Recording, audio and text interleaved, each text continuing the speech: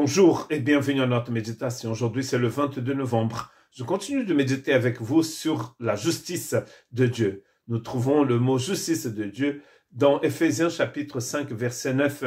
Car le fruit de la lumière consiste en toutes sortes de bonté, de justice et de vérité. Le fruit de la lumière. Bien sûr, la lumière de Dieu. Lisons quelques versets qui précèdent ce verset 9 du chapitre 5 d'Éphésiens.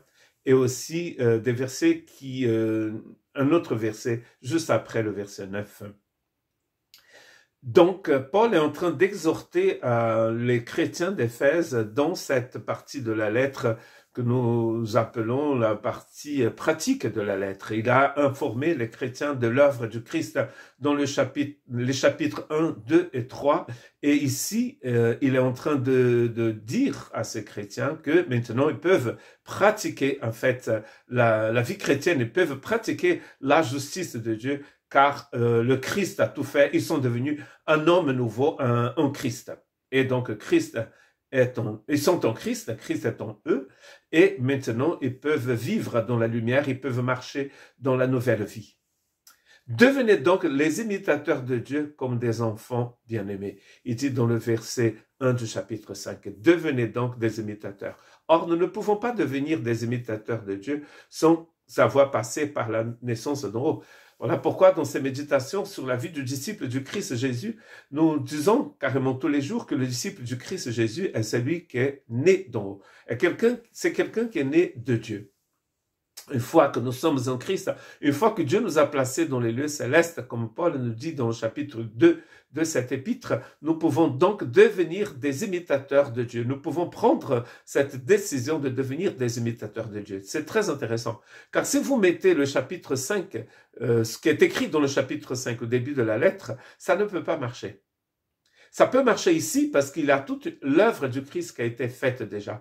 Donc maintenant, nous pouvons devenir des imitateurs de Dieu comme des enfants bien-aimés. Dans le verset 2 du chapitre 5, il dit « Et marcher dans l'agapé du Christ, dans l'amour, à l'exemple de Christ, que nous a aimés et qui s'est livré lui-même à Dieu pour nous, comme une offrande et un sacrifice de bonne odeur. Christ s'est livré, vous pouvez vous livrer aussi. Christ s'est donné pour vous, vous pouvez vous donner à Dieu aussi. » Regardez qu'ici, Paul utilise le verbe marcher, qui est synonyme de vivre. Vivez, dans l'amour. Marchez dans l'amour. C'est pareil. Vous pouvez donc devenir des imitateurs de Dieu. Vous pouvez marcher dans l'amour, car Christ s'est donné déjà pour vous.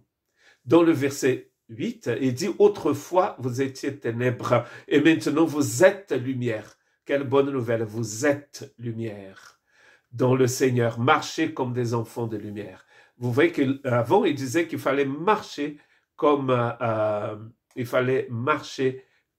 des enfants de lumière. Et ici, avant, il avait dit que nous pouvions marcher dans l'amour.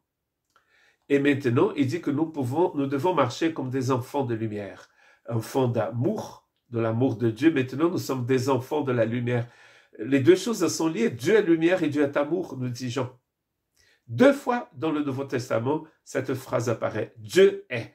Dieu est amour, Dieu est lumière. Et là, nous pouvons marcher comme des enfants de l'amour de Dieu et nous pouvons marcher comme des enfants de lumière. Marcher dans l'amour et marcher comme enfants de lumière. Dans le verset 10 du chapitre 5 d'Éphésiens, Paul dit, examinez ce qui est agréable au Seigneur.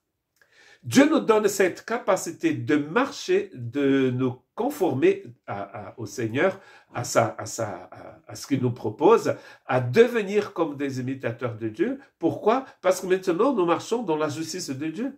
Car le fruit de la justice de Dieu, le fruit de la lumière, consiste en toutes sortes de bonté, de justice et de vérité. Regardez qu'ici, la justice, c'est un fruit. De la même manière que la vérité et la beauté sont un fruit. Pour avoir du fruit, il faut que l'arbre soit bien planté, il faut qu'il ait de la lumière, il faut qu'il ait de l'eau.